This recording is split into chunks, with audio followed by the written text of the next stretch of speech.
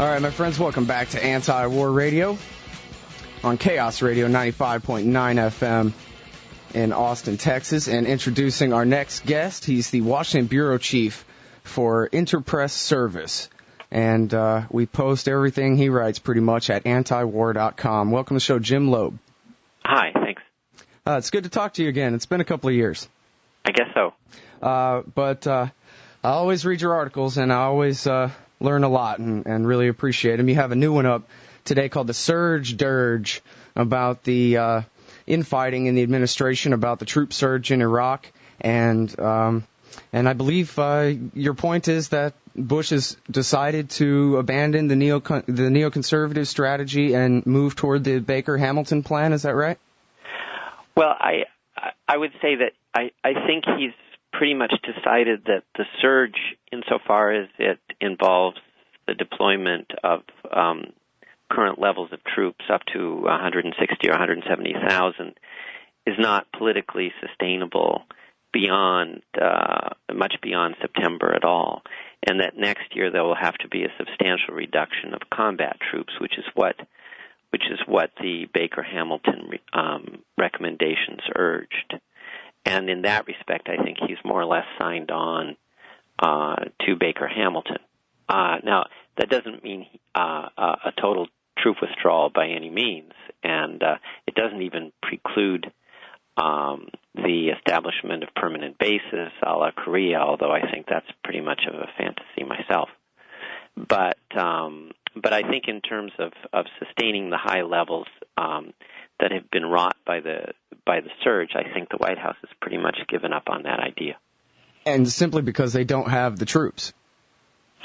Well, that's certainly a contributing factor, but I think above all it's about the political reality where I think senior Republicans, including quite loyal Republicans like Mitch McConnell, have informed the White House that it's just not going to work, that the Republicans cannot go into an election year in 2008 without any reductions in prospects of further reductions.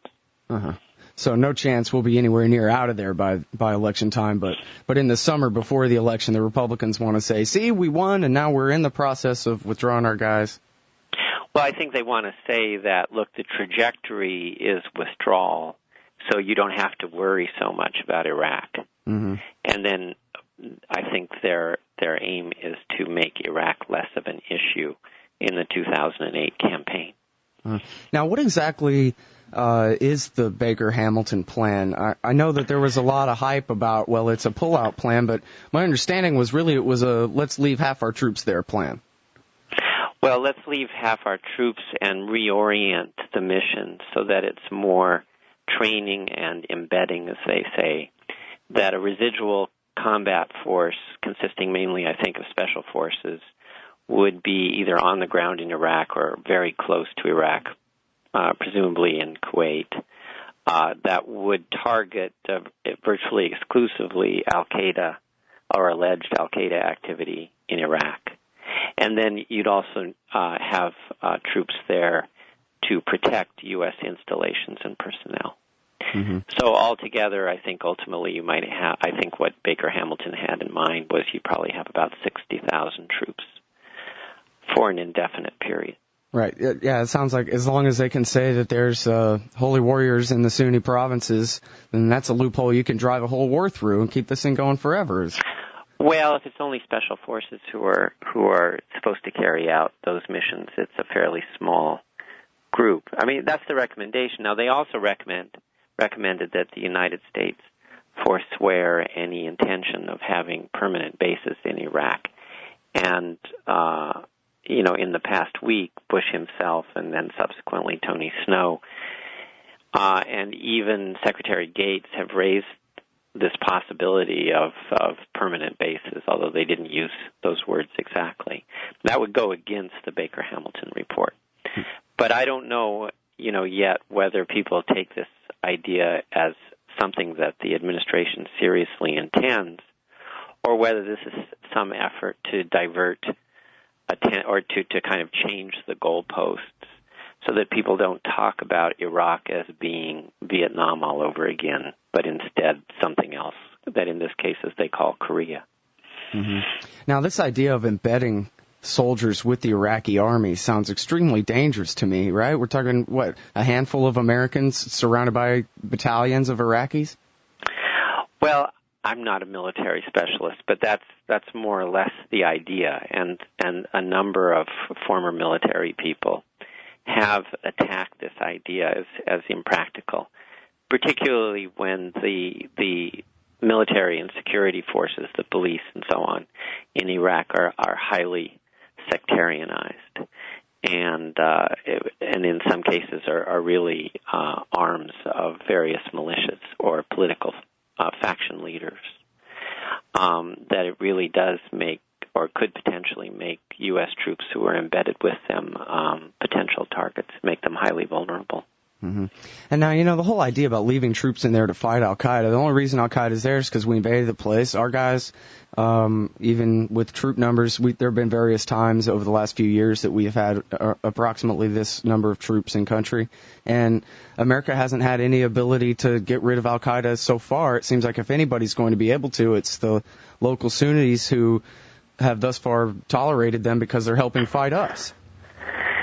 Yeah, and I think, we've seen some change in that over the last 6 months, where nationalist Sunnis are taking on al-Qaeda. It's not clear who's prevailing in this fight.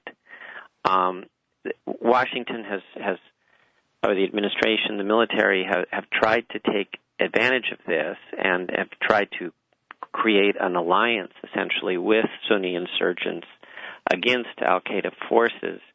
And now they're saying that this is really going well. I think it's really difficult for us to assess that from here. And according to a lot of Iraq specialists, this was kind of an inevitable fight, that is, one between Sunni nationalists whose main concern was to expel foreign occupiers and defeat what they call the Persians, that is, the Shia, and internationalist jihadis whose main ideas were inspired by al-Qaeda and bin Laden. Frictions have definitely grown up between the two of them over the last 18 months, and now in some places in Al-Anbar and even in Baghdad itself or in its surrounding area, they appear to have now be fighting each other. This really does put the lie to the administration's propaganda that we just can't leave because al-Qaeda will have this safe haven and we have to stay according even to the Pelosi-Reed timetable bill that failed, said, had this giant loophole. Well, we can still keep troops in there enough to fight al-Qaeda and force protection for them and that kind of thing. It's all ridiculous. We're the ones who give al-Qaeda a chance to have a presence there, and the people who've been tolerating them are now over it. Right. Now, I think there's a legitimate question as to whether the people who were working with al-Qaeda and have now turned against it can prevail against al-Qaeda. And I think the U.S. military effort in Al-Anbar is probably correctly trying to forge some kind of alliance so that al-Qaeda can be, or the al-Qaeda-like forces in Al-Anbar and elsewhere can actually be defeated. But yeah, in terms of origin, I mean, we drew them to Iraq. We created them in many ways by our invasion. And for the first 3 years of our occupation, we were essentially encouraging an alliance between al-Qaeda and Sunni or Ba'athist groups who now have turned against them, but probably would have even prevented their introduction if the U.S. hadn't invaded in the first place. Mm-hmm. Well, I don't know of any reason to believe that the local Iraqi Sunnis wouldn't be able to take care of the jihadist types. America hasn't been able to occupy Sunni land successfully. If we were gone, then the only foreign occupiers would be the Saudi and Egyptian holy warriors who've come to fight, and it seems like the local Sunnis be able to handle them just fine. Well, yeah, but at the same time, I think they've made a number of converts. It's not just foreign fighters. I think there are many Iraqis who now identify with Al-Qaeda. I mean, I don't know whether it's predominantly a foreign-led force or whether it's predominantly an indigenous force. I don't think U.S. intelligence is entirely satisfied with that, with an answer to that question. I think it's pretty murky. It's not like this is like I'm pretty confident that it's not entirely a foreign phenomenon. I think they have local supporters. But again, I think it's very difficult to assess what the balance of power is in Anbar and elsewhere between the Sunni nationalists and the jihadis.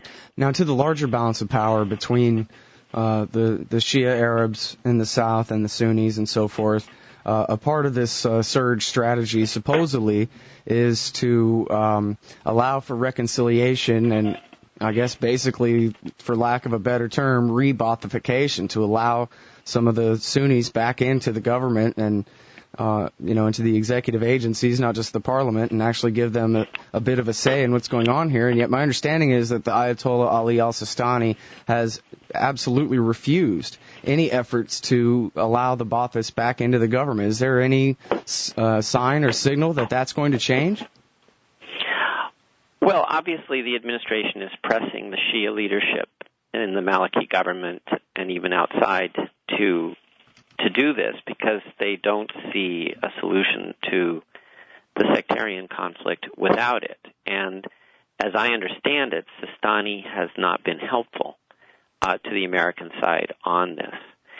But it's difficult to know because Sistani himself always speaks indirectly. That is, he's always speaking through someone else. And so we don't know precisely what he himself believes. But the tea leaves indicate that he's been hostile to to reversing de-Baathification. And I think it's a big issue around Muqtada al-Sadr because al-Sadr has showed increasingly that he, on the one hand, wants a strong federal government and wants to establish links with Sunni insurgency, the nationalist insurgency.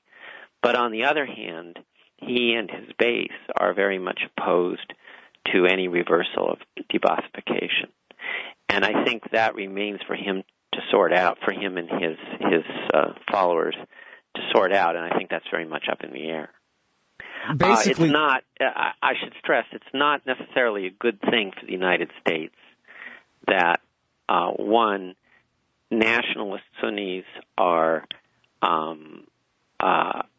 now at war with al-Qaeda-type forces, or that Muqtada al-Sadr wants to reach out his hand to the nationalist Sunnis, because the nationalist Sunnis, while their first priority may now be to defeat al-Qaeda, their next priority will be to get the United States out of Iraq. Mm-hmm. And that's the same order of priorities for Muqtada al-Sadr. Now, if the nationalists succeed on the Sunni side, and if you do see an alliance with between or some kind of political alliance between Muqtada al-Sadr and the nationalist Sunnis, then the administration's talk of permanent bases or maintaining a presence in Iraq, becomes moves just very, very dramatically into the realm of fantasy. And this is why we're supporting the Iran parties, because they need us, whereas everybody else is trying to get together, form a coalition government, and make us leave. Yeah, I think that's right. But it is very complicated. There are a lot of different games that are being played all at the same time. And I don't pretend to understand. I'm not an Iraq specialist.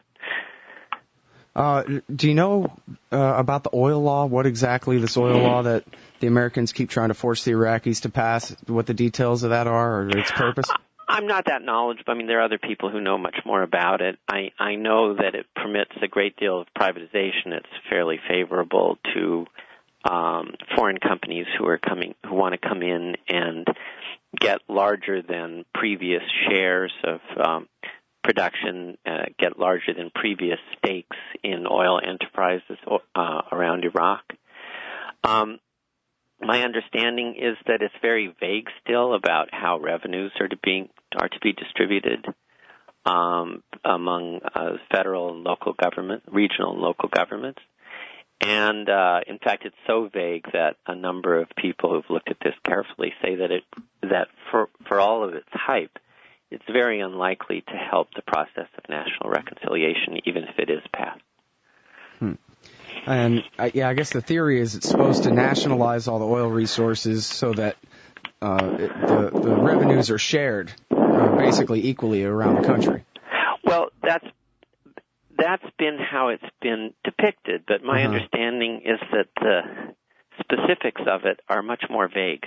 And that's why even if it passes, it's not likely to address the main concerns, for example, of the Sunni predominantly Sunni regions, which are oil poor and resource poor. I know that also that the Kurds, for example, are very unhappy with it and are against it at this point, and they are resource oil rich. So, it's been billed as something that is supposed to advance the cause of national reconciliation and stem the tide towards civil war. But I understand it's been kind of overbilled in that way. Now, in any event, I think the latest I've heard is that it's unlikely.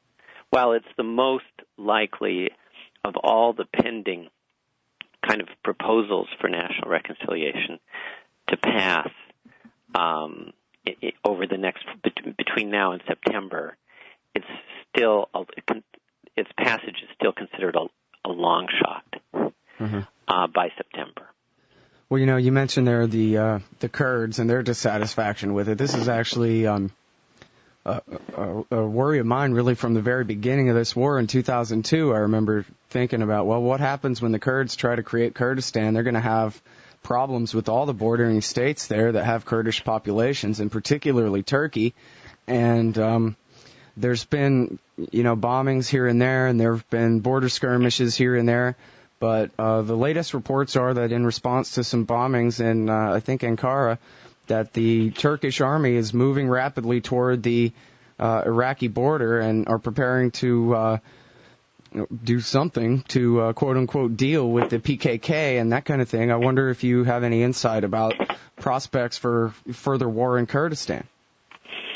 Well, they've been Turkish troops have been there in force now for about 3 months.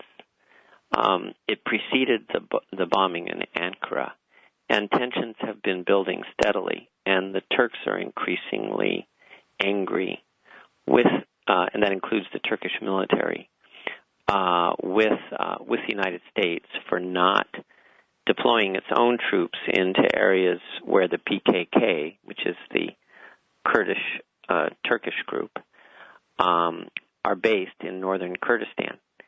And I think a lot stakes are being raised. I mean, I think it's a bit of a poker game. And the more Turkey indicates that it's on the verge of crossing the border, the more it hopes that the U.S. will put pressure on the Kurds, and particularly Barzani, who's the governor of Kurdistan, or the president of Kurdistan, to do something. But so far, nothing has been done. I think that I still think a major invasion, I think, is still relatively unlikely.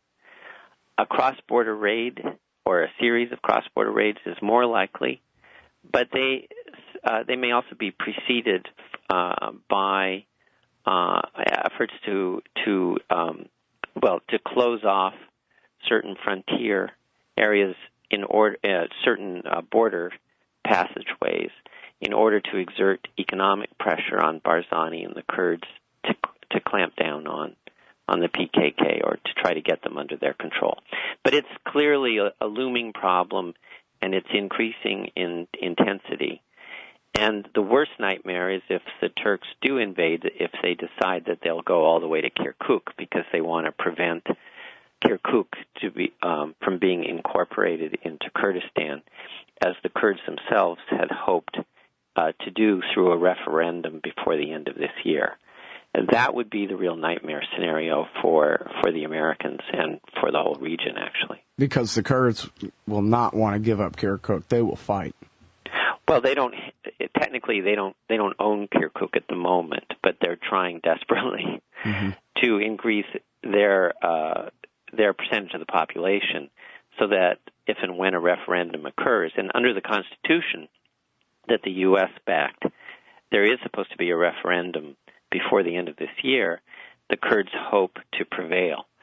But they are under a lot of pressure from Washington to put off that referendum so as to help diffuse this tension. Mm-hmm.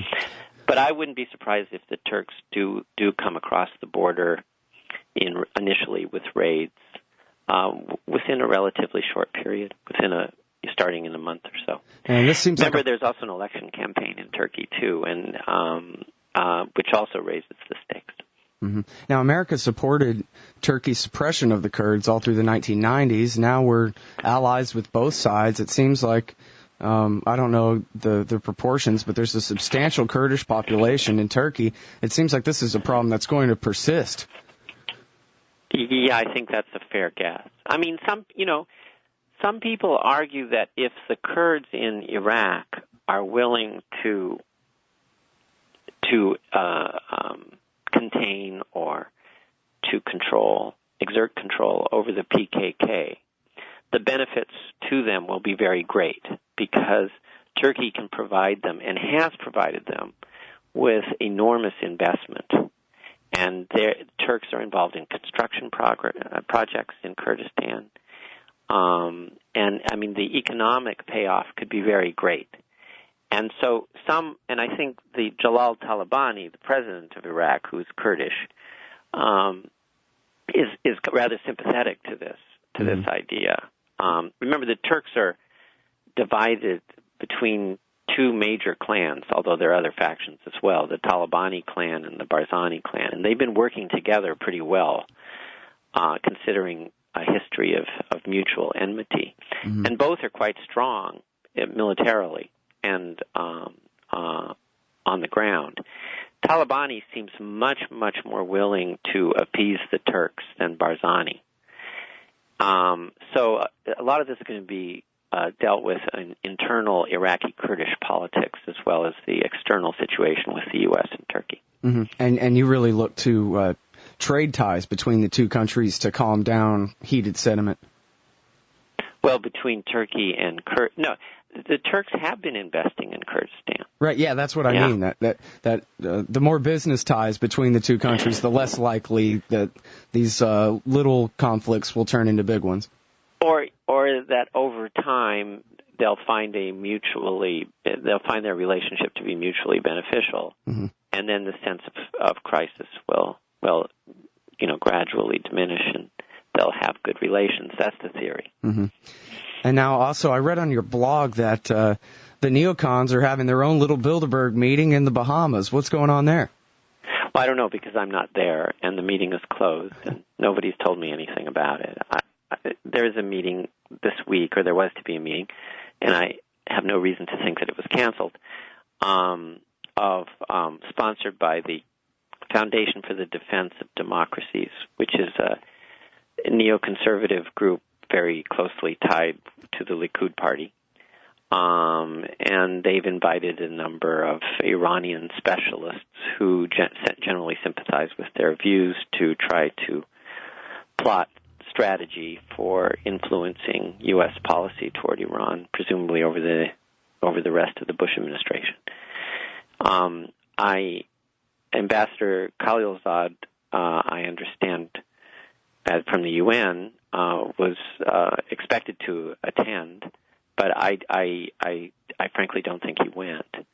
But there were a number of people, particularly from the Washington Institute for Near East Policy, the top Iran advisor to Israeli Prime Minister Ehud Olmert, a number of prominent neoconservative journalists or opinion shapers like Bret Stephens at the Wall Street Journal, we're invited essentially for this off the record session this week. Well, even today would have ended, I think, yesterday. No, I guess it would continue today in a very nice resort on Grand Bahama Island. Mm-hmm. And now, in the larger sense, do you think these neocons are fairly marginalized? Are they under pressure down there in the Bahamas, or do they think that they're in the catbird seat? No, I don't think they think they're in the catbird seat. I think they think that they've lost influence within the administration, and indeed they have. And but I wouldn't take them out of the game. One of their major kind of bases of operations through last year was the Pentagon, and under Bob Gates, they've essentially lost that base, and they're really confined to the Vice President's office and to a couple of slots in the State Department and a few positions at the National Security Council, of which the most important is one of the Deputy National Security Advisors who handles Middle East and global democracy affairs, who's Elliot Abrams, who's probably the most powerful neocon in the administration at this point. But they have a much smaller base to work with from within the administration. Now, I refer your listeners to the Washington Note, which is a blog by Steve Clemons, who I just interviewed. Oh, okay. And he says that someone from the Vice President's office has been going around to various think tanks here, mainly neoconservative, telling people that Cheney really has lost confidence in Bush's ability to stand up to pressure from Republicans and from realists, and therefore is trying to look for a way, eventually, presumably, to precipitate or otherwise confront precipitate a war or an attack on Iran's nuclear facilities.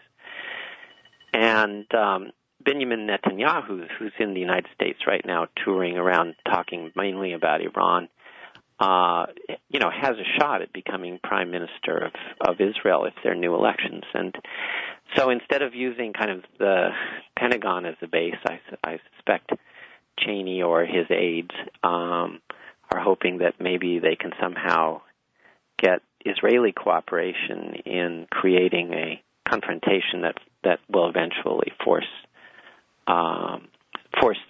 Bush's hand vis-a-vis Iran.